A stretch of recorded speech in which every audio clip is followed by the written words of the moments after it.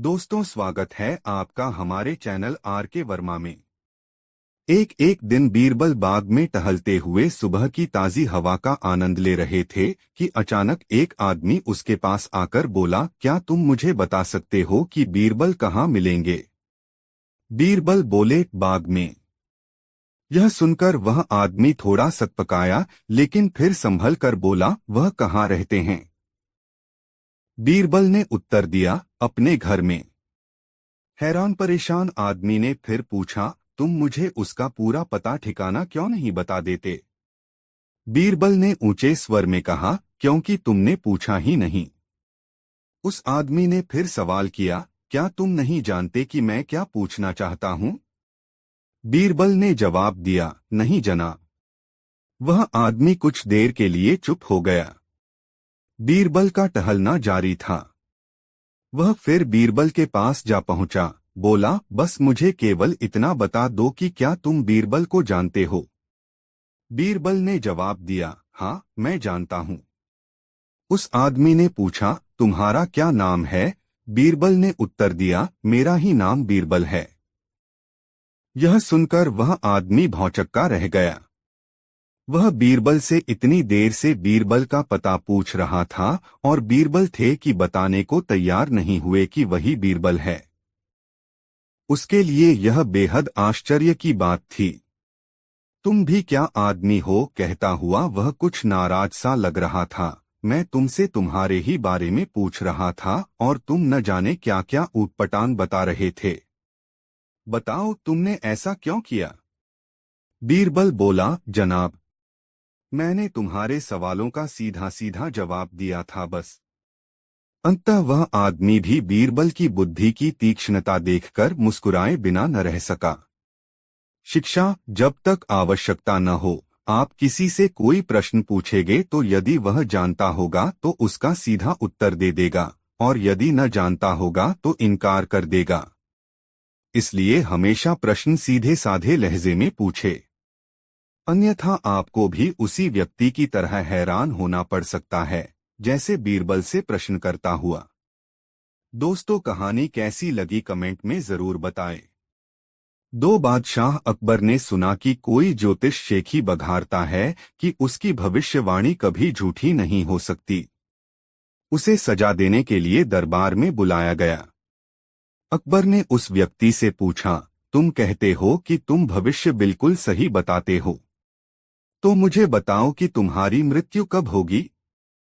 वह आदमी बोला, मुझे अपनी पत्रिका देखनी पड़ेगी, आप मुझे 1 घंटे का समय दीजिए। ज्योतिषी अपनी पत्रिकाएं देखने की बजाय बीरबल के पास पहुंचा। बीरबल ने उसे बताया कि उसे क्या कहना है। दरबार में लौटकर ज्योतिषी ने घोषणा की कि उसकी मृत्यु बादशाह से 3 दिन पहले होगी। अकबर को उसकी बात पर भरोसा नहीं था, लेकिन अपनी मृत्यु के डर से उन्होंने उसे बिना किसी नुकसान के भेज दिया। शिक्षा, इससे हमें यह शिक्षा मिलती है कि यदि आप कुछ पाना चाहते हैं तो सबसे पहले डर को दूर करना सीखें और फिर शांत दिमाग से काम करें। यदि ज्योतिषी अपनी मृत्यु की कोई और तारीख बताता तो बादशाह उसे गलत साबित करने के लिए उसे मृत्युदंड दे देते। दोस्तों, वीडियो को लाइक जरूर कर दे। दरबार के दूसरे लोग बीरबल से जलते तो थे ही, वे ऐसे अवसर की प्रतीक्षा करते रहते थे कि कब बादशाह को बीरबल के खिलाफ भड़काए। ऐसे अवसर उन्हें मिल भी जाते थे। एक बार लोगों के कहने से बादशाह ने कहा, बीरबल, तुम्हारी शिकायत मिली है। जी। लोग कहते हैं बीरबल इतना गुणी नहीं है जितना सरकारी कोष से धन प्राप्त करता है। जी। क्या यह सच है? जी। यानी तुम स्वीकार करते हो? जी। क्या जी जी करते जा रहे हो? क्या तुम मानते हो कि तुम मूर्ख हो? जी हाँ। जब तुम मूर्ख हो तो क्यों सरकारी खजाने पर बोझ बने हो? छुट्टी करो। मर्जी है आपकी, जहांपना। ठीक है, 1 महीने के लिए हम तुम्हें हटाकर देख लेते हैं। जो हुक्म, जहांपना।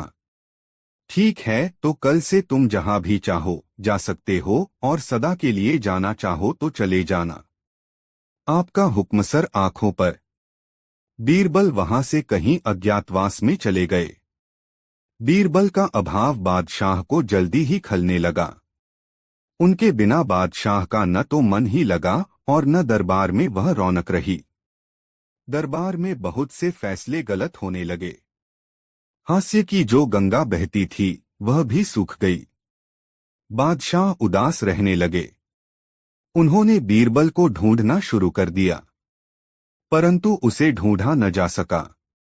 बादशाह ने उसे ढूंढने की एक तरकीब निकाली। उन्होंने ऐलान किया कि उनके राज्य के लोग अपने साथ आधी धूप आधी छाव लेकर अपने अपने क्षेत्र के सदर मुकाम पर पहुंचें। पूरे राज्य में केवल एक गांव ही ऐसा पाया गया जहां के लोग अपने सदर मुकाम पर आधी धूप और आधी छाव लेकर पहुंचे। वे लोग अपने अपने सिर पर ऐसी चारपाइयां उठाए हुए थे जो इस तरह बुनी थीं कि उनमें बड़े बड़े छिद्र थे। उनकी परछाई में धूप का भाग भी था। बादशाह को अपनी सूझ से आंशिक सफलता मिली। उन्हें विश्वास हो गया कि इस गांव में कोई बुद्धिमान व्यक्ति रहता है। अपनी बात की पुष्टि के लिए उन्होंने कहलवा भेजा कि उस गाज़व के सभी कुओं की दावत बादशाह के महल में है। सब कुएं महल में आए।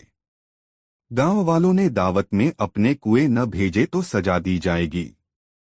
गांव वाले घबरा गए, परंतु उस गांव में तो बीरबल था। गांव वालों ने उनसे इसका उपाय पूछा। बीरबल ने कहा, चिंता मत करो, यह कठिन नहीं है। क्या किया जाए? बादशाह का आदेश है कि कुएं दावत में न भेजे तो सजा दी जाएगी। आप कहते हैं कठिन प्रश्न नहीं है। आसान बात है, घबराए नहीं। तो बताइए ना। बादशाह के पास खबर भेज दो कि दावत में आने के लिए हमारे सब कुएं सहमत हैं, मगर उन्होंने एक शर्त लगाई है। हमारे कुएं तभी उस दावत में आएंगे जब उन्हें बुलाने के लिए बादशाह के महल का कुआं आएगा। वे आदमी के साथ या अकेले नहीं आएंगे। वे भी इज्जतदार कुएं हैं। बादशाह को अब संदेह न रहा कि उस गांव में बीरबल मौजूद है। उन्होंने पत्र भेजकर बीरबल को बुला लिया। बादशाह प्रसन्न हो गए। वे बीरबल के बिना बहुत परेशान हो रहे थे। दोस्तों, इस वीडियो को लाइक जरूर कर दें। 4 बादशाह ने एक दिन पूछा, सबसे कृतज्ञ कौन और सबसे कृतघ्न कौन है? बीरबल ने कहा, इसका उत्तर मैं दरबार में दूंगा। कई दिनों के बाद बीरबल दरबार में 2 प्राणियों को लाया। उनमें एक कुत्ता था और दूसरा जमाई। बादशाह ने पूछा, ये कौन हैं? और यह कुत्ता क्यों लाए हो? बीरबल ने उत्तर दिया, जहांपना, एक कृतज्ञ है और दूसरा कृतघ्न है। मतलब समझाओ। ये कुत्ता वफादार है, स्वामिभक्त और कृतज्ञ है। इसे गलती पर मारा पीटा जा सकता है, तब भी कुछ देर बाद दुम हिलाएगा, आपके हाथ चाटेगा। यह बड़ा कृतज्ञ होता है। दूसरा यह जमाई है। इसे बेटी दे दो, सब कुछ दे दो, परंतु इसे सब्र या संतोष नहीं होता, तब भी अकड़ा रहेगा। यह कृतघ्न होता है। बादशाह को क्रोध आ गया। उसने आदेश दिया, जमाई को फांसी दे दी जाए। बीरबल बोले, जहांपना, यह गलत है। इसे फांसी देना उचित न होगा। क्यों? क्योंकि मैंने अपने ही जमाई के लिए नहीं कहा। यह बात हर जवाई पर लागू होती है। किस किस को फांसी देंगे? आप सभी किसी न किसी के जमाई हैं। मैं भी हूं और आप भी। बादशाह चौंक पड़े। वह सोच भी नहीं पाए थे कि जमाई तो वह भी हैं। जमाई तो बीरबल भी है। बादशाह अकबर और सभी दरबारी जोर जोर से हंसने लगे। बादशाह ने बीरबल के जमाई को माफ कर दिया। और हमेशा की तरह बीरबल की बुद्धिमानी से प्रभावित हो गए।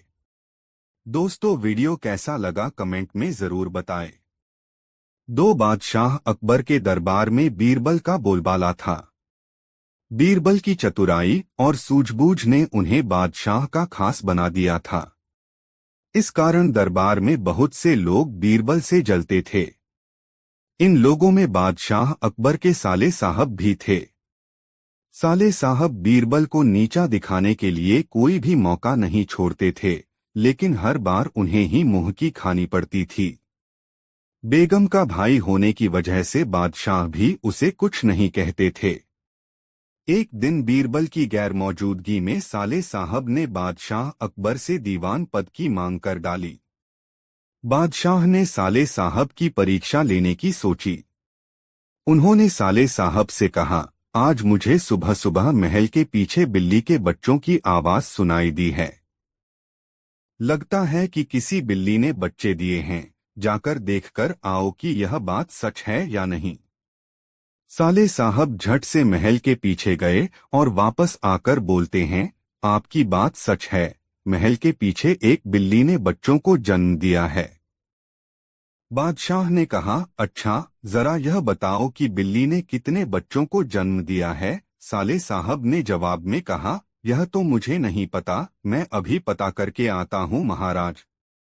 इतना कहकर वो फिर से महल के पीछे गए और वापस आकर कहते हैं, महाराज, बिल्ली 5 बच्चों की मां बनी है। बादशाह अकबर ने पूछा, अच्छा, जरा यह बताओ कि उन 5 बच्चों में से कितनी मादा हैं और कितने नर हैं। साले साहब ने जवाब में कहा, मैंने यह तो देखा ही नहीं, मैं अभी देखकर आता हूँ। इतना कहकर वो फिर से महल के पीछे जाते हैं और थोड़ी देर बाद आकर कहते हैं, महाराज, बिल्ली के 5 बच्चों में से 3 नर हैं और 2 मादा हैं। बादशाह अकबर ने अपने साले साहब से फिर से एक सवाल पूछा, बिल्ली के नर बच्चे किस रंग के हैं। सवाल के जवाब में साले साहब ने कहा, मैं अभी देखकर आता हूँ। बादशाह अकबर ने कहा, रहने दो, बैठ जाओ। इतने में बीरबल राज दरबार में पहुंच चुके थे। बादशाह ने बीरबल से कहा, बीरबल, महल के पीछे बिल्ली ने बच्चों को जन्म दिया है, जरा देखकर आओ कि क्या यह बात सही है। बीरबल ने कहा, मैं अभी देखकर आता हूँ महाराज। ऐसा कहकर वह महल के पीछे देखने के लिए चले गए। वापस लौटकर बीरबल ने बादशाह अकबर को बताया, महाराज, बिल्ली ने बच्चों को जन्म दिया है। बादशाह ने बीरबल से पूछा, बिल्ली कितने बच्चों की मां बनी है। बीरबल ने तुरंत जवाब दिया, महाराज, 5 बच्चों की। बादशाह ने फिर से सवाल किया, बिल्ली के बच्चों में से कितनी मादा हैं और कितने नर हैं। बीरबल ने तुरंत जवाब दिया, महाराज, 3 नर और 2 मादा। बादशाह अकबर ने एक बार फिर से बीरबल से सवाल किया, बिल्ली के नर बच्चे किस रंग के हैं। बीरबल ने तुरंत जवाब दिया, महाराज, 2 नर बच्चों का रंग काला और एक का बादामी है। अब महाराज ने पास बैठे अपने साले साहब की तरफ देखा और पूछा, तुम्हारा इस बारे में क्या कहना है। साले साहब शर्मिंदगी से सिर झुकाए बैठे रहे और कुछ न कह सके। कहानी से सीख। इस कहानी से हमें यह सीख मिलती है कि हमें किसी की सफलता से जलना नहीं चाहिए। दोस्तों, वीडियो को लाइक जरूर कर दें। 3 दोस्तों। एक समय की बात है, बादशाह अकबर ने अपने बेगम के जन्मदिन के लिए बहुत ही खूबसूरत और बेशकीमती हार बनवाया था। जब जन्मदिन आया तो बादशाह अकबर ने वह हार अपनी बेगम को तोहफे में दे दिया, जो उनकी बेगम को बहुत पसंद आया। अगली रात बेगम साहिबा ने वह हार गले से उतारकर एक संदूक में रख दिया। जब इस बात को कई दिन गुजर गए तो एक दिन बेगम साहिबा ने हार पहनने के लिए संदूक खोला, लेकिन हार कहीं नहीं मिला। इससे वह बहुत उदास हो गईं और इस बारे में बादशाह अकबर को बताया। इस बारे में पता चलते ही बादशाह अकबर ने अपने सैनिकों को हार ढूंढने का आदेश दिया, लेकिन हार कहीं नहीं मिला।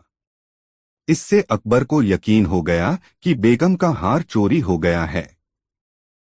फिर अकबर ने बीरबल को महल में आने के लिए बुलावा भेजा। जब बीरबल आया तो अकबर ने सारी बात बताई और हार को खोज निकालने की जिम्मेदारी उसे सौंप दी। बीरबल ने समय व्यर्थ किए बिना ही राजमहल में काम करने वाले सभी लोगों को दरबार में आने के लिए संदेश भिजवाया। थोड़े ही देर में दरबार लग गया। दरबार में अकबर और बेगम सहित सभी काम करने वाले हाजिर थे, लेकिन बीरबल दरबार में नहीं था। सभी बीरबल का इंतजार कर ही रहे थे कि तभी बीरबल एक गधा लेकर राज दरबार में पहुंच जाता है। देर से दरबार में आने के लिए बीरबल बादशाह अकबर से माफी मांगता है। सभी सोचने लगते हैं कि बीरबल गधे को लेकर राज दरबार में क्यों आया है। फिर बीरबल बताता है कि यह गधा उसका दोस्त है और उसके पास जादुई शक्ति है। यह शाही हार चुराने वाले का नाम बता सकता है। इसके बाद बीरबल जादुई गधे को सबसे नजदीक वाले कमरे में ले जाकर बांध देता है और कहता है कि सभी एक एक करके कमरे में जाएं और गधे की पूंछ पकड़कर चिल्लाएं, जहां पनाह मैंने चोरी नहीं की है। साथ ही बीरबल कहता है कि आप सभी की आवाज दरबार तक आनी चाहिए। सभी के पूंछ पकड़कर चिल्लाने के बाद आखिर में गधा बताएगा कि चोरी किसने की है। इसके बाद सभी कमरे के बाहर एक लाइन में खड़े हो गए और एक एक करके सभी ने कमरे में जाना शुरू कर दिया। जो भी कमरे के अंदर जाता तो पूंछ पकड़कर चिल्लाना शुरू कर देता, जहां पनाह मैंने चोरी नहीं की है। जब सभी का नंबर आ जाता है तो अंत में बीरबल कमरे में जाता है और कुछ देर बाद कमरे से बाहर आ जाता है। फिर बीरबल सभी काम करने वालों के पास जाकर उन्हें दोनों हाथ सामने करने को बोलता है और एक एक करके सभी के हाथ सूंघने लगता है। बीरबल की इस हरकत को देखकर सभी हैरान हो जाते हैं। ऐसे ही सूंघते सूंघते एक काम करने वाले का हाथ पकड़कर बीरबल जोर से बोलता है, जहां पनाह इसने चोरी की है। ये सुनकर अकबर बीरबल से कहते हैं, तुम इतने यकीन के साथ कैसे कह सकते हो कि चोरी इस सेवक ने ही की है? क्या तुम्हें जादुई गधे ने इसका नाम बताया है? तब बीरबल बोलता है, जहां पनाह यह गधा जादुई नहीं है।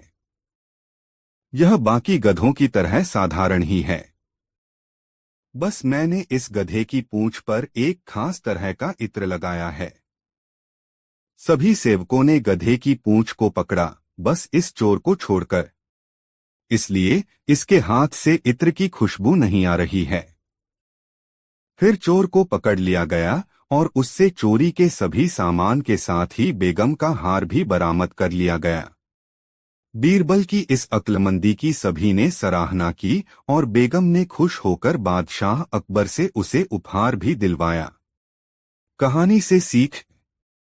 इस कहानी से यह सीख मिलती है कि बुरे काम को कितना भी छुपाने की कोशिश करो, एक दिन सबको पता चल ही जाता है। इसलिए बुरे काम नहीं करने चाहिए। दोस्तों, वीडियो को लाइक जरूर कर दे, कमेंट में बताएं कहानी कैसी लगी। 3 बादशाह अकबर ने सुना कि कोई ज्योतिष शेखी बघारता है कि उसकी भविष्यवाणी कभी झूठी नहीं हो सकती। उसे सजा देने के लिए दरबार में बुलाया गया। अकबर ने उस व्यक्ति से पूछा, तुम कहते हो कि तुम भविष्य बिल्कुल सही बताते हो, तो मुझे बताओ कि तुम्हारी मृत्यु कब होगी? वह आदमी बोला, मुझे अपनी पत्रिका देखनी पड़ेगी, आप मुझे 1 घंटे का समय दीजिए। ज्योतिषी अपनी पत्रिकाएं देखने की बजाय बीरबल के पास पहुंचा। बीरबल ने उसे बताया कि उसे क्या कहना है। दरबार में लौटकर ज्योतिषी ने घोषणा की कि उसकी मृत्यु बादशाह से 3 दिन पहले होगी। अकबर को उसकी बात पर भरोसा नहीं था, लेकिन अपनी मृत्यु के डर से उन्होंने उसे बिना किसी नुकसान के भेज दिया। शिक्षा। इससे हमें यह शिक्षा मिलती है कि यदि आप कुछ पाना चाहते हैं तो सबसे पहले डर को दूर करना सीखें और फिर शांत दिमाग से काम करें। यदि ज्योतिषी अपनी मृत्यु की कोई और तारीख बताता तो बादशाह उसे गलत साबित करने के लिए उसे मृत्युदंड दे देते। दोस्तों, इस वीडियो को लाइक जरूर कर दें। शाह अकबर को यह पता था कि भ्रष्टाचार ताकत से ही आता। बादशाह अकबर ने यह बात बारखाल से पूछा। बारबल असहमत। वह बोले, भ्रष्ट व्यक्तियों को भ्रष्ट बनने के लिए ताकत की आवश्यकता नहीं होती। बादशाह ने बीरबल को अपनी बात साबित करने के लिए कहा। बीरबल कुछ बांस की छड़ी और रस्सी लेकर यमुना किनारे पहुंचे। उसने छड़ियां जमीन पर अलग अलग स्थानों पर इस तरह लगा दी जैसे वह कुछ खास माप रहे हैं। वहां पर आसपास भीड़ इकट्ठी हो गई, यह जानने के लिए कि क्या हो रहा है। बीरबल कुछ नहीं बोले। लोगों ने अनुमान लगाया कि शायद वह कुछ राजकीय काम कर रहे हैं और इससे आसपास के इलाके या समुदाय के लिए समस्या हो सकती है। बिना कुछ पूछे बीरबल को घूस देने लगे कि वह उन्हें बचा लें। बीरबल भी शांत रहे। लोगों ने सोचा शायद धन कुछ कम है, तो उन्होंने कुछ अधिक धन देने को कोशिश की। आखिर बीरबल ने अपनी बात को साबित किया। वहां से अपना सामान लेकर चले गए और बादशाह से इनाम पाया। शिक्षा भ्रष्टाचार को बढ़ने के लिए शक्ति के साथ उसके भुगतने वालों की सहायता भी बढ़ावा देती है। अगर कोई व्यक्ति कमजोर है और जल्द लाभ के लिए भ्रष्टाचार को बढ़ावा देता है, तो भ्रष्ट व्यक्ति फलने फूलने लगता है। भ्रष्टाचार के लिए प्रणाली को दोष देने के बजाय हमें यह देखना चाहिए कि कुछ पाने के लिए लोग कितनी घूस देते या लेते हैं। दोस्तों, इस वीडियो को लाइक जरूर कर दे और वीडियो कैसा लगा कमेंट में जरूर बताएं। एक बार दिल्ली दरबार में बैठे हुए बादशाह अकबर ने अपने नवरत्नों से पूछा, भाई यह बताओ सबसे बड़ा पत यानी शहर कौन सा है। पहले नवरत्न ने कहा, सोनीपत। दूसरा नवरत्न, हुजूर पानीपत सबसे बड़ा पत है। तीसरे नवरत्न ने लंबी हाँकी, नहीं जनाब, दलपत से बड़ा पत और कोई दूसरा नहीं है। चौथे नवरत्न ने अपना राग अलापा, सबसे बड़ा पत तो दिल्लीपत यानी दिल्ली शहर है। बीरबल चुपचाप बैठे हुए सारी बातें सुन रहे थे। अकबर ने बीरबल से कहा, तुम भी कुछ बोलो। बीरबल ने कहा, सबसे बड़ा पत है राखपत और दूसरा बड़ा पत है रखापत। अकबर ने पूछा, बीरबल हमने सोनीपत, पानीपत, दलपत और दिल्लीपत सब पत सुन रखे हैं, पर राखपत रखापत किस शहर के नाम हैं? बीरबल बोले, हुजूर राखपत का मतलब है मैं आपके रखूं और रखपत का मतलब है आप मेरी बात रखो। यह मेलजोल और प्रेम भाव जिस पद में नहीं है उस पद का क्या मतलब है? प्रेम भाव है तो जंगल में भी मंगल है और प्रेम भाव नहीं तो नगर भी नरक का द्वार है। अकबर बीरबल की बातों को सुनकर बहुत खुश हुए और उन्हें कई इनामों से नवाजा। दोस्तों, वीडियो कैसा लगा कमेंट में जरूर बताएं। दोस्तों, लोग कहा करते हैं कि संतान पर माता पिता के खून का बड़ा असर पड़ता है, सो प्रत्यक्ष देखने में भी आया। बादशाह और दीवान के मैत्री का प्रभाव उनके लड़कों पर भी पड़ा। वे आपस में बड़े मित्र हो गए। यहाँ तक नौबत पहुंची कि वे दोनों अपना सारा कारोबार छोड़कर मैत्री भाव का पालन करने लगे। यह बात बढ़ते दो बादशाह के कान तक पहुंची, जिस कारण वह बहुत क्षुभित हुआ और उनकी मैत्री भंग करने का उपाय सोचने लगा। उसने इस काम का भार बीरबल को सुपुर्द किया। एक दिन वह भरी सभा में दीवान के लड़के को बुलाकर उसके कान से मुंह सटाकर अलग कर लिया, परंतु कहा कुछ भी नहीं। फिर लोगों को सुनाकर बोला, सावधान, इस बात को किसी दूसरे के सामने कदापि न कहना। दीवान का लड़का वहां से विदा होकर चुपचाप अपने घर चला गया। जब दोनों मित्र फिर अपने समय पर एकत्रित हुए तो शाहजादे ने पूछा, कहिए मित्र, आपके कान से लगकर कलह सभा में बीरबल ने क्या कहा था? तब दीवान के लड़के ने उत्तर दिया, मित्रवर, उसने मुझसे कहा तो कुछ भी नहीं, परंतु झूठ मूठ मेरे कान से मुंह लगाकर हटा लिया। शाहजादे ने कहा, मित्रवर, आज यह नई प्रणाली कैसी? आप तो कभी किसी बात की मुझसे छिपाव नहीं करते थे। शाहजादे के मन में इतने ही से खटका उत्पन्न हो गया। जिससे वह थोड़े समय में ही दीवान के लड़के से पृथक हो गया और फिर कभी उससे मित्रता न की। इधर से दिल का झुकाव हट जाने से उसका मन निजी कारोबार में लग गया। बादशाह ने बीरबल की इस बुद्धिमत्ता से बड़ा प्रसन्न हुआ और उसे खुश करने के लिए बहुत सा पुरस्कार दिया। दोस्तों, इस वीडियो को लाइक जरूर कर दें। एक बार एक आदमी डरास हमासा स्क्रोजा के पास पहुंचा। स्क्रोजा ने ज्यों ही उसे अपने घर के भीतर बैठने को कहा, वह व्यक्ति बताई हुई जगह पर न बैठकर दरवाजे के पास पहुंचा और दरवाजे को भीतर से बंद करने के बाद खोजा के एकदम करीब आकर बोला, खोजा भाई, मैं एक अपराधी हूं। मैंने एक किशोरी के साथ पहले बलात्कार किया, फिर उसकी हत्या भी कर दी। लेकिन मैंने दोनों अपराध अनजाने में किए हैं। क्या तुम मेरा मुकदमा लड़ सकते हो? खोजा ने कहा, मैं तुम्हारा मुकदमा लड़ सकता हूं। इसके लिए तुम्हें मुझको 2000 रुपए देने होंगे। जिस दिन तुम मुझे इतनी रकम दे दोगे, मैं तुम्हारा मुकदमा लड़ने के लिए चल पड़ूंगा। खोजा की फीस सुनते ही वह व्यक्ति खोजा से विदा लेकर चल दिया। खोजा ने कई दिन तक उस व्यक्ति का इंतजार किया, लेकिन वह व्यक्ति फिर लौटकर नहीं आया। काफी अरसा बीत जाने के बाद एक दिन फिर वह आदमी खोजा के घर पहुंचा। इससे पहले कि खोजा उसे पहचानने की कोशिश करता, उसने खुद ही अपना परिचय देना शुरू किया। खोजा भाई, तकरीबन 16 साल पहले मैं आपके पास आया था। तब मैंने बताया था कि मैंने एक किशोरी से बलात्कार करने के बाद उसकी हत्या कर दी है। मैं चाहता था कि आप मेरा मुकदमा लड़ें। हालांकि आप तैयार थे, किंतु मैं ही फिर आपके पास नहीं आया। खोजा को सब कुछ याद आ गया। उसने उस अपराधी से कहा, चलो कोई बात नहीं, तुम नहीं आए यह तो समझ में आया, लेकिन फिर तुम्हारे मुकदमे का क्या हुआ? तुम्हें सजा हुई या नहीं? अपराधी बोला, अभी मेरा मुकदमा विचाराधीन है।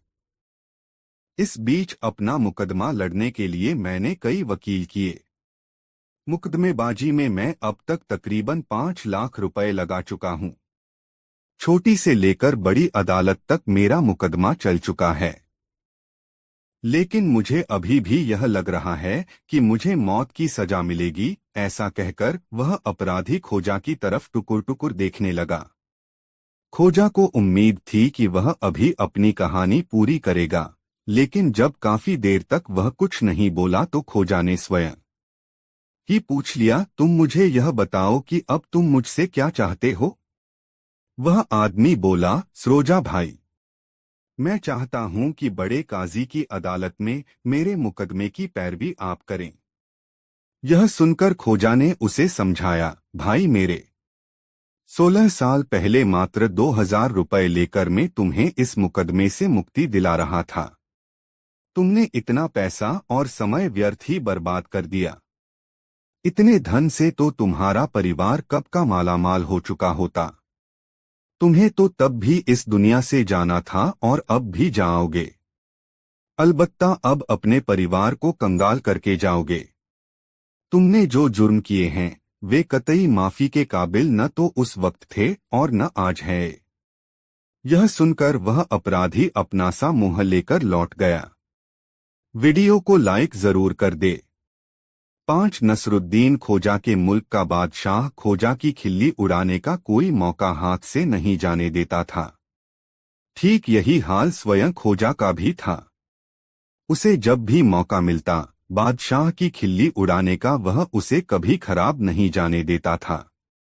खोजा को ऐसे मौके कुछ ज्यादा ही मिलते थे, क्योंकि बादशाह जो था वह अक्सर ही किसी की फरियाद सुनते समय ऐसे नतीजे पर पहुंचता था जिसे सुनकर पूरे दरबार का मन होता कि सब खिलखिलाकर हंसे, लेकिन जहां और लोग बादशाह की नाराजगी के डर से मन ही मन मुस्कराकर रह जाते, वहीं खोजा खुलकर बादशाह को यह बताने से नहीं चूकता था कि उसने कितना उलझ-जुल फैसला सुनाया है।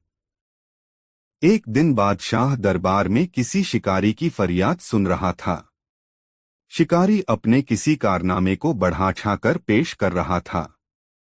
अपनी बात को मजबूती देने के लिए उसने कहा, बादशाह सलामत। मेरी बात पर यदि आपको यकीन न हो तो आप नसरुद्दीन खोजा से पूछ सकते हैं। खोजा एक आला दर्जे का शिकारी है। वे जरूर बता सकेंगे कि मेरे दावे में कितना दम है। इतना सुनना था कि बादशाह ने शिकारी के मामले को वहीं मुलतवी कर दिया। वह बोला, ठीक है, पहले हम नसरुद्दीन खोजा के साथ शिकार पर जाएंगे। हम देखना चाहते हैं कि खोजा आला दर्जे का शिकारी है भी या नहीं, और यह भी कि तुम्हारी इस बात में कितनी सच्चाई है। उसके बाद ही हम तुम्हारे दावों पर यकीन करेंगे। इस फैसले के बाद बादशाह ने तुरंत ही शिकार पर जाने का ऐलान कर दिया और खोजा से कहा कि वह भी उसके साथ शिकार पर चले। दोनों अपने कुछ वजीरों और नौकरों के साथ शिकार करने चल पड़े। रस्ते में उन्हें दूर से एक पेड़ दिखाई दिया। बादशाह ने खोजा को पेड़ का निशाना बना तीर चलाने को कहा। खोजा ने तीर चलाया लेकिन वह निशाना चूक गया। बादशाह खिलखिलाकर हंस पड़ा। खोजा बोला, यह हंसने की बात नहीं है जहां पनाह, यह तो मैं आपकी तीरंदाजी की नकल कर रहा था। ऐसा कहकर उसने फिर एक तीर चलाया लेकिन वह निशाना भी चूक गया। बादशाह फिर से एक बार जोर से हंस पड़ा। खोजा बोला, यह हंसने की बात नहीं है जहांपना, यह तो मैं वजीरों की तीरंदाजी की नकल कर रहा था। उसने तीसरी बार तीर चलाया और वह निशाने पर बैठ गया। देखा जहांपना, यह मेरी तीरंदाजी है। नसरुद्दीन खोजा की तीरंदाजी। खोजा ने गर्व से कहा। दोस्तों, ये मजेदार कहानी आपको कैसी लगी कमेंट में जरूर बताएं और वीडियो को लाइक जरूर कर दे। 4 बीरबल के साथ अकबर की एक नई कहानी। एक बार अकबर ने एक सोने का प्याला बनवाया और इसे अपने दरबार में रखवाया। अकबर ने सोचा कि यदि कोई बता सकता है कि इसमें कितने लीटर सोना है तो उसे यह प्याला उपहार में मिलेगा। इस पर बीरबल ने कहा, हुजूर, मैं इसे उल्टा लेकर इसका वजन नाप सकता हूँ। अकबर ने सहमति दी और बीरबल ने प्याले को उल्टा कर लिया। बीरबल ने फिर एक बड़ी थाली लेकर उसमें सोने को डाला और फिर प्याले को उसमें तैल डालकर तैल की निकासी की। इसके बाद बीरबल ने जल्दी से थाली का वजन नापा और फिर प्याले का वजन नापा। बीरबल ने अकबर से कहा, हुजूर, इसमें 10 किलो सोना है। अकबर ने हैरानी से पूछा, कैसे पता चला? तो बीरबल ने जवाब दिया, हुजूर, जैसे ही मैंने प्याले को तैल में डाला, इसने तैल का वजन बढ़ा दिया, और जब मैंने प्याले को थाली में डाला, उसके वजन से तैल का वजन काट दिया। इससे सोने का सटीक वजन पता चल गया। अकबर ने बीरबल की चालाकी को सराहा और उन्होंने उसे इस प्याले का इनाम दिया। इस प्रकार बीरबल ने अकबर के सवाल का बेहतर और होशियार तरीके से जवाब दिया। दोस्तों, वीडियो को लाइक जरूर कर दे। 5 बीरबल और अकबर की एक नई कहानी। एक दिन बादशाह अकबर ने अपने दरबार में एक परीक्षण रखा। उन्होंने सभी विशाल खजाने को देखा और कहा, जो भी मेरे लिए सबसे अनमोल वस्त्र लाएगा, उसे बहुत बड़ा इनाम मिलेगा। सभी मंत्रियों ने बहुत सोच समझकर अपने सबसे शानदार कपड़े लाए, परंतु अकबर ने उन्हें संतुष्ट नहीं किया। बीरबल ने आते हुए उनसे पूछा, समस्या क्या है हुजूर? अकबर बोले, मुझे उसका वस्त्र चाहिए जो किसी भी अन्य वस्त्र से अधिक अनमोल हो। बीरबल ने मुस्कुराते हुए कहा, हुजूर, मैं एक सुझाव देना चाहूँ। आइए आपको वह वस्त्र दिखाता हूँ जिससे आप पूरी दुनिया को हराने में समर्थ हो जाएंगे। बीरबल ने एक आदमी को बुलवाया जिसने अकबर के सामने एक खास वस्त्र पेश किया। यह वस्त्र एक जादुई चश्मा था जिससे जो भी देखता उसे वह सबसे अनमोल चीज की तस्वीर नजर आती थी।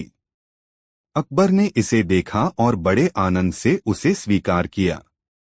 बीरबल के इस उपाय ने उन्हें पूरी दुनिया की सबसे अनमोल वस्त्र प्राप्त करने में सफल बना दिया। इस प्रकार बीरबल ने अकबर की समस्या को समझा और उसके लिए एक अद्वितीय हल प्रस्तुत किया। दोस्तों, वीडियो को लाइक जरूर कर दे। 6 अकबर और बीरबल की एक लंबी कहानी। एक बार की बात है, अकबर बादशाह अपने दरबार में बहुत चिंतित थे। उन्होंने अपने मंत्रियों से कहा, मुझे ऐसा विचार दिखाओ जिससे आसमान से तारे गिरकर मेरे पैरों में आ जाएं। मंत्रियों ने बहुत सोच सोच कर उन्हें यह विचार प्रस्तुत किया कि जिस तारे को देखने से आपके पैरों में आनंद होंगे। परंतु अकबर ने उनसे संतुष्ट नहीं होकर बीरबल को इस मुद्दे पर आमंत्रित किया। बीरबल ने अकबर के आदेश पर आकर कहा, हुजूर, अगर आप मुझे थोड़ी देर की अनुमति दें तो मैं इस समस्या का समाधान जल्दी कर सकता हूं। अकबर ने बीरबल की सुनी और उन्हें समय दिया। बीरबल अपनी बुद्धि के साथ एक दिन की यात्रा पर निकला। वह एक विशाल खजाने की खोज में निकला जहां उसे एक जादुई शिला मिली। वह शिला ऐसा जादू कर सकती थी जिससे तारे आकाश से गिरकर उस जगह आ जाते थे जहां उसे चाहिए था। बीरबल ने वह जादूगरी शिला लेकर अकबर के पास लौटा। अकबर ने बीरबल की योजना सुनी और बहुत खुश हुए। इस प्रकार बीरबल ने अकबर की समस्या का समाधान किया और बादशाह को उसकी आकांक्षाओं को पूरा करने का सामर्थ्य दिखाया। बादशाह ने बीरबल की बुद्धिमत्ता की सराहना की और उन्हें उनकी सेवा में विशेष मंत्री नियुक्त किया। दोस्तों, वीडियो को लाइक जरूर कर दे। दो दरबार में बीरबल से जलने वालों की कमी नहीं थी। बादशाह अकबर का साला तो कई बार बीरबल से मात खाने के बाद भी बाज न आता था। बेगम का भाई होने के कारण अक्सर बेगम की ओर से भी बादशाह को दबाव सहना पड़ता था। ऐसे ही एक बार साले साहब स्वयं को बुद्धिमान बताते हुए दीवान पद की मांग करने लगे। बीरबल अभी दरबार में नहीं आया था। आठ बादशाह अकबर ने साले साहब से कहा, मुझे आज सुबह महल के पीछे से कुत्ते के पिल्ले की आवाजें सुनाई दे रही थीं, शायद कुतिया ने बच्चे दिए हैं। देखकर आओ, फिर बताओ कि यह बात सही है या नहीं। साले साहब चले गए। कुछ देर बाद लौटकर बोले, हुजूर, आपने सही फरमाया, कुतिया ही ने बच्चे दिए हैं। अच्छा, कितने बच्चे हैं? बादशाह ने पूछा। हुजूर, वह तो मैंने गिने नहीं। गिनकर आओ। साले साहब गए और लौटकर बोले, हुजूर, 5 बच्चे हैं। कितने नर हैं, कितने मादा? बादशाह ने फिर पूछा। वह तो नहीं देखा। जाओ, देखकर आओ। आदेश पाकर साले साहब फिर गए और लौटकर जवाब दिया, 3 नर 2 मादा हैं हुजूर। नर पिल्ले किस रंग के हैं? हुजूर, वह देखकर अभी आता हूं। रहने दो, बैठ जाओ, बादशाह ने कहा। साले साहब बैठ गए। कुछ देर बाद बीरबल दरबार में आया। तब बादशाह अकबर बोले, बीरबल, आज तुम सुबह महल के पीछे से पिल्लों की आवाजें आ रही हैं, शायद कुतिया ने बच्चे दिए हैं। जाओ, देखकर आओ, माजरा क्या है। जी हुजूर। बीरबल चला गया और कुछ देर बाद लौटकर बोला, हुजूर, आपने सही फरमाया, कुतिया ने ही बच्चे दिए हैं। कितने बच्चे हैं? हुजूर, 5 बच्चे हैं। कितने नर हैं, कितने मादा? हुजूर, 3 नर हैं, 2 मादा। नर किस रंग के हैं? 2 काले हैं, 1 बादामी है। ठीक है, बैठ जाओ। बादशाह अकबर ने अपने साले की ओर देखा। वह सिर झुकाए चुपचाप बैठा रहा। बादशाह ने उससे पूछा, क्यों, तुम अब क्या कहते हो? उससे कोई जवाब देते न बना। पैसे की थैली किसकी? दरबार लगा हुआ था। बादशाह अकबर राजकाज देख रहे थे। तभी दरबान ने सूचना दी कि 2 व्यक्ति अपने झगड़े का निपटारा करवाने के लिए आना चाहते हैं। बादशाह ने दोनों को बुलवा लिया। दोनों दरबार में आ गए और बादशाह के सामने झुककर खड़े हो गए। कहो, क्या समस्या है तुम्हारी? बादशाह ने पूछा। हुजूर, मेरा नाम काशी है, मैं तेली हूँ और तेल बेचने का धंधा करता हूँ, और हुजूर यह कसाई है। इसने मेरी दुकान पर आकर तेल खरीदा और साथ में मेरी पैसों की भरी थैली भी ले गया। जब मैंने इसे पकड़ा और अपनी थैली मांगी तो यह उसे अपनी बताने लगा। हुजूर, अब आप ही न्याय करें। जरूर न्याय होगा। अब तुम कहो, तुम्हें क्या कहना है? बादशाह ने कसाई से कहा। हुजूर, मेरा नाम रमजान है और मैं कसाई हूँ। हुजूर, जब मैंने अपनी दुकान पर आज मांस की बिक्री के पैसे गिनकर थैली जैसे ही उठाई, यह तेली आ गया और मुझसे यह थैली छीन ली। अब उस पर अपना हक जमा रहा है। हुजूर, मुझ गरीब के पैसे वापस दिला दीजिए। दोनों की बातें सुनकर बादशाह सोच में पड़ गए। उन्हें समझ नहीं आ रहा था कि वह किसके हाथ फैसला दें। उन्होंने बीरबल से फैसला करने को कहा। बीरबल ने उससे पैसों की थैली ले ली और दोनों को कुछ देर के लिए बाहर भेज दिया। बीरबल ने सेवक से एक कटोरे में पानी मंगवाया और उस थैली में से कुछ सिक्के निकालकर पानी में डाले और पानी को गौर से देखा। फिर बादशाह से कहा, हुजूर, इस पानी में सिक्के डालने से तेल जरा सा भी अंश पानी में नहीं उभार रहा है। यदि यह सिक्के तेली के होते तो यकीनन उन पर सिक्कों पर तेल लगा होता और वह तेल पानी में भी दिखाई देता। बादशाह ने भी पानी में सिक्के डाले, पानी को गौर से देखा और फिर बीरबल की बात से सहमत हो गए।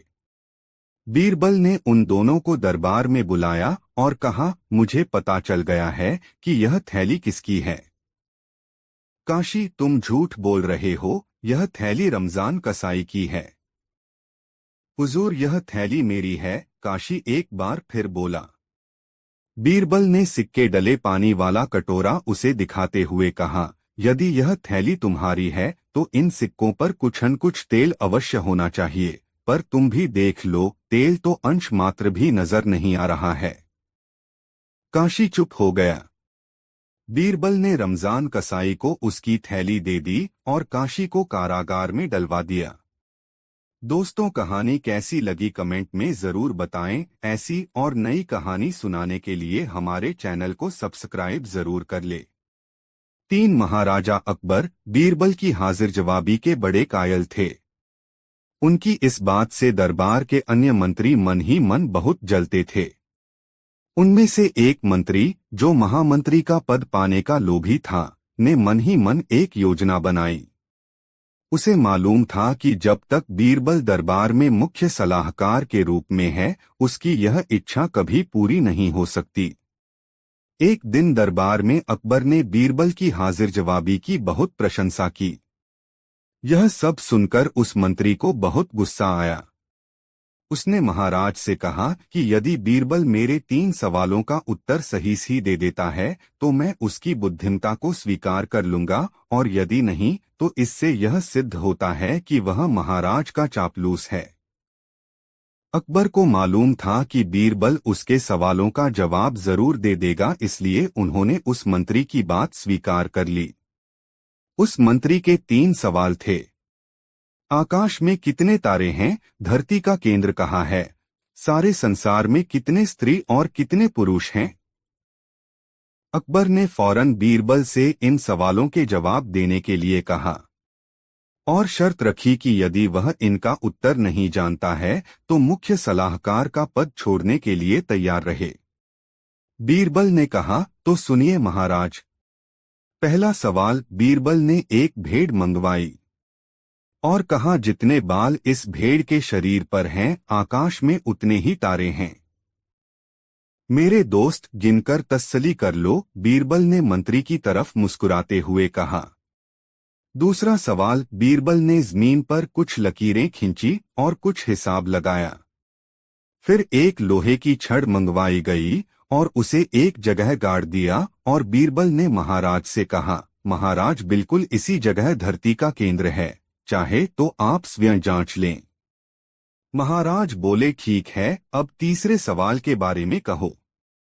अब महाराज, तीसरे सवाल का जवाब बड़ा मुश्किल है, क्योंकि इस दुनिया में कुछ लोग ऐसे हैं जो ना तो स्त्री की श्रेणी में आते हैं और ना ही पुरुषों की श्रेणी। उनमें से कुछ लोग तो हमारे दरबार में भी उपस्थित हैं, जैसे कि ये मंत्री जी। महाराज, यदि आप इनको मौत के घाट उतरवा दें तो मैं स्त्री पुरुष की सही सही संख्या बता सकता हूँ। अब मंत्री जी सवालों का जवाब छोड़कर थर-थर कांपने लगे और महाराज से बोले, महाराज बस मुझे मेरे सवालों का जवाब मिल गया। मैं बीरबल की बुद्धिमानी को मान गया हूँ। महाराज हमेशा की तरह बीरबल की तरफ पीठ करके हंसने लगे और इसी बीच वह मंत्री दरबार से खिसक लिया। 5 बादशाह अकबर को कहानी सुनना बहुत पसंद था। रोज रात को कहानी सुने बिना उन्हें नींद नहीं आती थी। कहानी सुनाने के लिए किसी न किसी दरबारी को महल में बुलाया जाता था। प्रत्येक व्यक्ति को बिल्कुल नई कहानी सुनानी पड़ती थी। एक रात बीरबल की बारी आई। उन्होंने सोचा कि हर बार नई कहानी कहाँ से लाई जाए। बादशाह की यह आदत छुड़ानी पड़ेगी। बीरबल रात में अकबर के कक्ष में पहुंचे। बादशाह उनकी प्रतीक्षा कर रहे थे। उन्होंने कहा, आओ बीरबल, आज हमको कोई नई और लंबी कहानी सुनाओ। आज हम बहुत बेचैन हैं। बीरबल आराम से बैठ गए और कहानी सुनाने लगे। हुजूर, एक गांव में एक मालदार किसान रहता था। एक बार उसने मिस्त्रियों को बुलाया और उन्हें एक बड़ा कोठार बनाने की आज्ञा दी। वह चाहता था कि कोठार सब तरफ से बंद हो। उसमें कहीं से भी हवा न जा सके। उसमें खिड़की दरवाजे भी न हो। इस बार जब फसल काटी गई तो किसान ने सारा गेहूं कोठार में भरवा दिया। किंतु एक समस्या पैदा हो गई। मिस्त्री की गलती से कोठार की एक एक दीवार में एक छोटा सा छेद छूट गया। एक गौरैया आई, वह कोठार में घुसी और गेहूं का एक दाना लेकर फुर्र से उड़ गई। अकबर ने पूछा, फिर क्या हुआ? बीरबल ने आगे बताया, फिर एक गौरैया आई, कोठार के अंदर गई और गेहूं का एक दाना लेकर फुर्र से उड़ गई। फिर एक और गौरैया आई, कोठार के अंदर गई और एक दाना लेकर उड़ गई। इस प्रकार बीरबल ने 50 गौरैयों का किस्सा सुना डाला कि कैसे वे अंदर गई और अपनी चोंच में गेहूं का एक दाना लेकर उड़ गई। अकबर ने बीरबल को रोकते हुए कहा, अब बहुत सारी गौरैया दाना लेकर उड़ चुकी। आगे की बात बताओ। जहां पनाह वहां तो हजारों गौरैया थी। मैंने तो अभी सिर्फ 50 का हाल सुनाया है। जब तक सारा कोठरी खाली न हो जाएगा, कहानी इसी प्रकार चलती रहेगी। हो सकता है इसको खाली होने में कि महीने लग जाएं, कि साल भी लग सकते हैं। अकबर ने बीरबल को रोका, बस बीरबल, बंद करो यह कहानी, हमें नींद आ रही है। दोस्तों, इस वीडियो को लाइक जरूर कर दे और वीडियो कैसा लगा कमेंट में जरूर बताएं। एक दिन बादशाह अकबर ने बीरबल से पूछा, तुम्हारे धर्म ग्रंथों में यह लिखा है कि हाथी की गुहार सुनकर श्री कृष्ण जी पैदल दौड़े थे। न तो उन्होंने किसी सेवक को ही साथ लिया, न ही किसी सवारी पर ही गए। इसकी वजह समझ में नहीं आती। क्या उनके सेवक नहीं थे? बीरबल बोले, इसका उत्तर आपको समय आने पर ही दिया जा सकेगा जहांपना। कुछ दिन बीतने पर एक दिन बीरबल ने एक नौकर को, जो शहजादे को इधर उधर टहलाता था, एक मोम की बनी मूर्ति दी जिसकी शक्ल बादशाह के पोते से मिलती थी। मूर्ति अच्छी तरह गहने कपड़ों से सुसज्जित होने के कारण दूर से दिखने में बिल्कुल शहजादा मालूम होती थी। बीरबल ने नौकर को अच्छी तरह समझा दिया कि उसे क्या करना है। जिस तरह तुम रोज बादशाह के पोते को लेकर उनके सम्मुख जाते हो, ठीक उसी तरह आज मूर्ति को लेकर जाना और बाग में जलाशय के पास फिसल जाने के बहाना कर गिर पड़ना। तुम सावधानी से जमीन पर गिरना, लेकिन मूर्ति पानी में अवश्य गिरनी चाहिए। यदि तुम्हें इस कार्य में सफलता मिली तो तुम्हें इनाम दिया जाएगा। एक दिन बादशाह बाग में बैठे थे। वहीं एक जलाशय था। नौकर शहजादे को खिला रहा था कि अचानक उसका पांव फिसला और उसके हाथ से शहजादा छूटकर पानी में जा गिरा। बादशाह यह देखकर बुरी तरह घबरा गए और जलाशय की तरफ लपके। कुछ देर बाद मोम की मूर्ति को लिए पानी से बाहर निकले। बीरबल भी उस वक्त वहां उपस्थित थे। वे बोले, जहां पनाह, आपके पास सेवक और कनीजों की फौज है, फिर आप स्वयं और वह भी नंगे पांव अपने पोते के लिए क्यों दौड़ पड़े? आखिर सेवक सेविकाएं किस काम आएंगे? बादशाह बीरबल का चेहरा देखने लगे। अब भी आपकी आंखें नहीं खुली तो सुनिए, जैसे आपको अपना पोता प्यारा है, उसी तरह श्री कृष्ण जी को अपने भक्त प्यारे हैं। इसलिए उनकी पुकार पर वे दौड़े चले गए थे। यह सुनकर बादशाह को अपनी भूल का एहसास हुआ। दोस्तों, ऐसी और मजेदार कहानी सुनने के लिए हमारे चैनल RK वर्मा को सब्सक्राइब जरूर कर ले और इस वीडियो को अपने दोस्तों को जरूर शेयर करें। वीडियो देखने के लिए धन्यवाद।